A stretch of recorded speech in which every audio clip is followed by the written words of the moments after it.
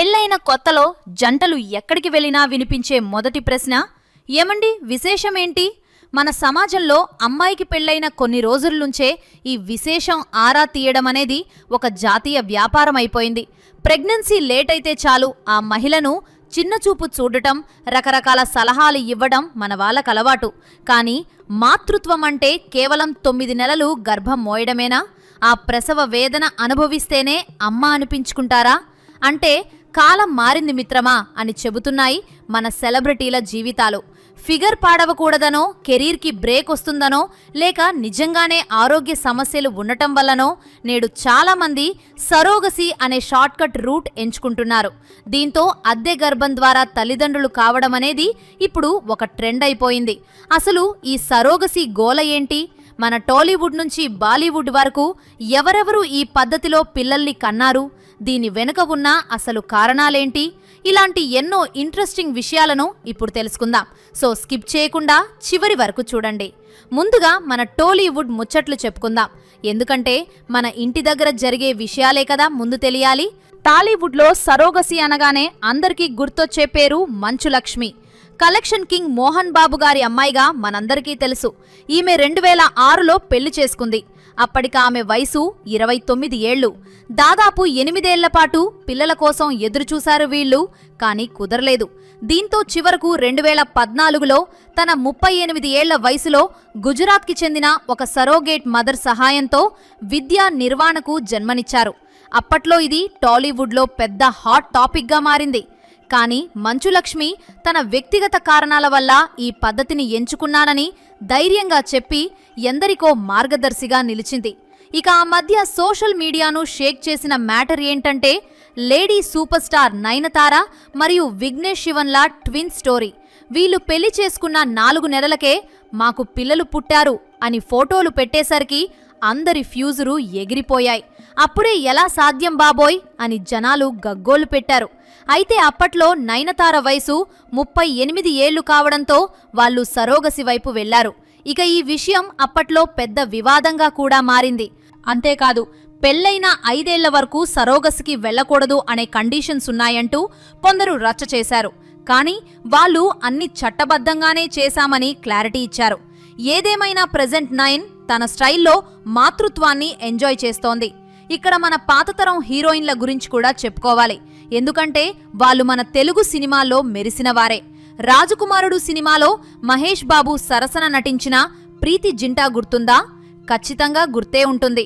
ఇక ఆమె 41 ఏళ్ల వయసులో పెళ్లి చేసుకుని 5 ఏళ్ల పాటు ప్రయత్నించినా పిల్లలు కలగకపోవడంతో 2021లో సరోగసి ద్వారా జై మరియు జియా అనే కవలలకు తల్లి అయింది. అలాగే విక్టరీ వెంకటేష్తో సాహస వీరుడు సాగర్ కన్యాలో మెరిసిన శిల్పా శెట్టి కథ కూడా అంతే. ఆమెకిప్పటికే ఒక కొడుకు ఉన్నా రెండో సంతానం కోసం ప్రయత్నించినప్పుడు ఏకంగా 4 సార్లు అబార్షన్ అయిందట.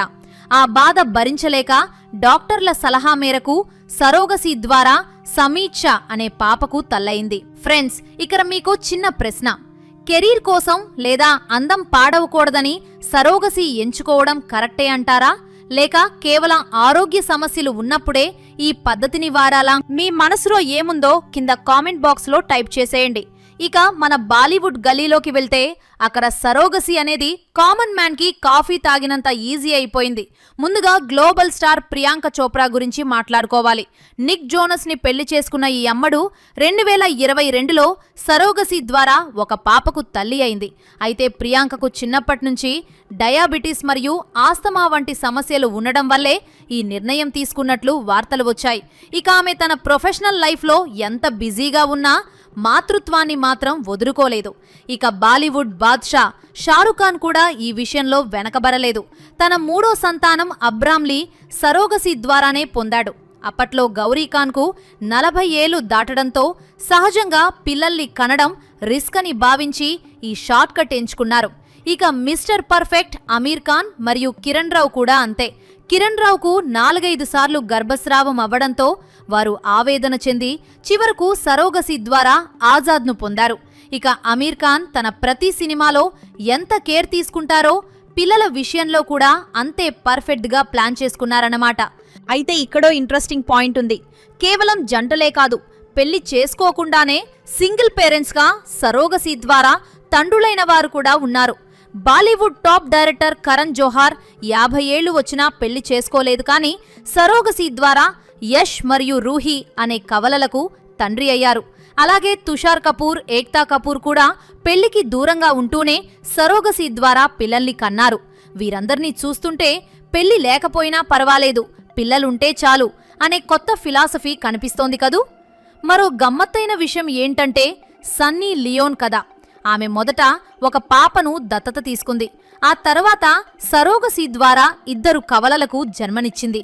ఇలా ఆమె అటు దత్తత, ఇటు సరోగసీ రెండింటినీ బ్యాలెన్స్ చేసి అందరినీ ఆశ్చర్యపరిచింది. ఇంకా బాలీవుడ్ కొరియోగ్రాఫర్ ఫరా ఖాన్ కూడా సరోగసీ ద్వారానే ఒకేసారి 3 పిల్లల్ని కన్నారు. ఫ్రెండ్స్, ఒకసారి ఆలోచించండి. మాతృత్వం లేదా పితృత్వం అనేది కేవలం రక్తం పంచుకు పుడితేనే వస్తుందా, లేక ఆ బిడ్డను పెంచే ప్రేమలో ఉంటుందా?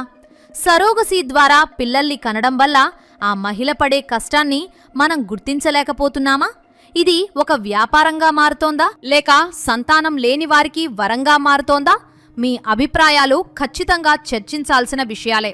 నిజానికి సరోగసీ అనేది వైద్య రంగంలో వచ్చిన ఒక గొప్ప విప్లవం. ఆరోగ్యం సహకరించని వారికి, వయసు పైబడిన వారికి ఇది ఒక ఆశాకిరణం. కానీ సెలబ్రిటీలు దీనిని కేవలం సౌకర్యం కోసం వాడుతున్నారా అనే విమర్శలు కూడా లేకపోలేదు. అందం చెక్కు చెదరకుండా, గర్భంతో ఉండే కష్టాలు పడకుండా పిల్లల్ని పొందారని కొందరు చూస్తుంటే, మరికొందరు తమ బాధల నుండి విముక్తి కోసం ఈ మార్గాన్ని ఎంచుకుంటున్నారు. మొత్తానికి మనం టాలీవుడ్ నుంచి బాలీవుడ్ వరకు చూసిన ఈ సెలబ్రిటీల కథలు ఒక విషయాన్ని స్పష్టం చేస్తున్నాయి. డబ్బు ఉంటే దేన్నైనా కొనవచ్చు, కానీ ఆ బిడ్డ ఇచ్చే ఆనందం మాత్రం వెలకట్టలేనిది. మంచు లక్ష్మి నుంచి నయనతార వరకు, షారుఖ్ ఖాన్ నుంచి ప్రియాంక చోప్రా వరకు అందరి లక్ష్యం ఒకటే, అది మాతృత్వం లేదా పితృత్వం పొందడం.